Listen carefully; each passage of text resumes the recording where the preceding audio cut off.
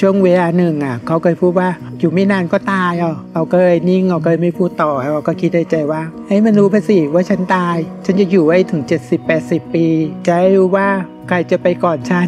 ฉันจะเป็นอมตะตลอดไปฉันสวยเลือกบัว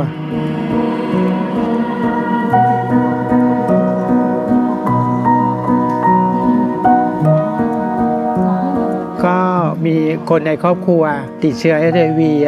เพื่อนหลายคนก็เสียชีวิตด้วยการที่บ้านบอกว่า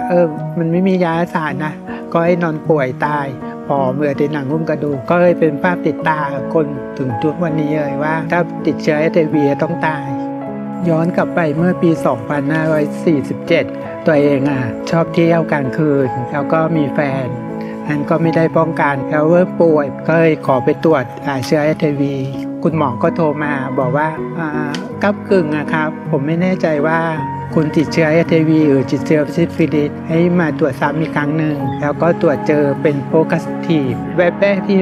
รู้สึกแบบท้อใจมากแล้วก็แบบสมองก็เบลอ งคือไม่รับไปช่วงนั้นเศร้าใจ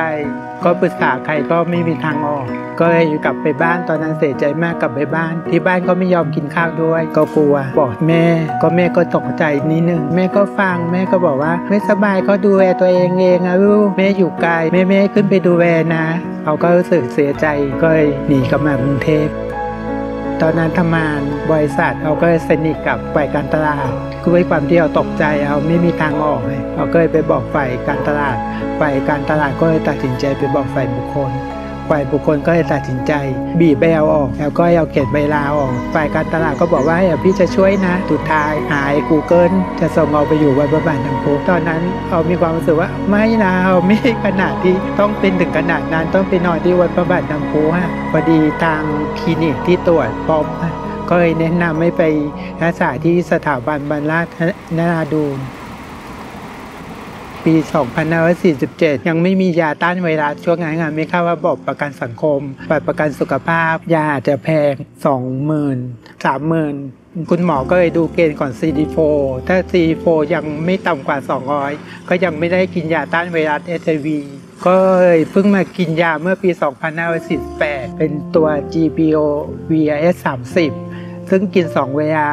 เช้า 8 โมงกับ 2 ทุ่มแต่ยาตัวนี้มีผลกระทบก็คือทำให้พุงป่องแก้มตอบขารีบแข็งรีบซึ่งทำให้คนไข้มันที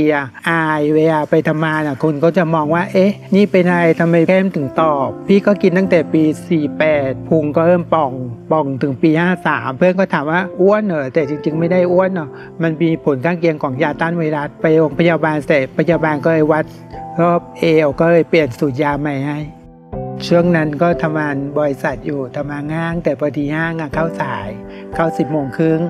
พี่ก็กินยา 8 โมงก็ไม่มีปัญหาพอห้างปิด 4 ทุ่ม 2 ทุ่มก็ถึงเวลาแล้วก็เลยขออนุญาตเข้าห้องน้ำก็แอบไปกินในห้องน้ำแต่บางทีเพื่อนก็ถามเหมือนกันว่านี่ยายก็บอกอาหารเสริมก่อนหน้านั้นก็มีแฟนเลิกกันเพราะว่าแฟนจับได้ว่าเขาติดเชื้อเขาเห็นยาเขาก็เลยเข้าไปเซิร์ชใน Google เซิร์ชชื่อยาเสร็จมันก็ขึ้นมาเป็นยาต้านไวรัส HIV เขาก็เลยตกใจเขาก็เลยถามว่าไม่เปล่าไม่เป็นแล้วเขาก็เลยบอกเอานี้พี่เซิร์ชเห็นถ้านั้นไปตรวจเลือดไปอย่างนี้เราก็ถ้านั้นก็บอกความจริงกันแล้วกันเขาก็อึ้งไปสักพักหนึ่งแล้วเราก็ไปทำงานพอกลับมาเขาก็หนีไปจริงๆเราเคยคิดอยู่นะปัจจุบันมียาแพปไหมก่อนการสัมผัสเชื้อห่างการสัมผัสเชื้อแต่ถ้าเวลาเรามีแพปก่อนตัวเองเขาคงไม่ได้ต้องกินยาต้านไวรัสอยู่ทุกวันนี้เวลาทำให้เราเข้มแข็งขึ้นทำให้เราแบบสร้างภูมิคุ้มกันพอเจอปัญหาอุปสรรคต่างๆก็ทำให้เราแบบแก้ไขปัญหาได้แต่บางปัญหาเราแก้ไขไม่ได้เราควบคุมไม่ได้เราก็โยนทิ้งไป ปล่อยมันไปเบื่อก็เที่ยวนั่งก็ไปเที่ยวชิว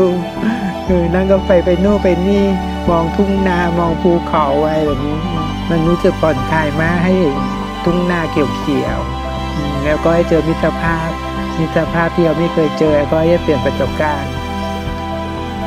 อยากให้สังคมปรับความเข้าใจใหม่ว่า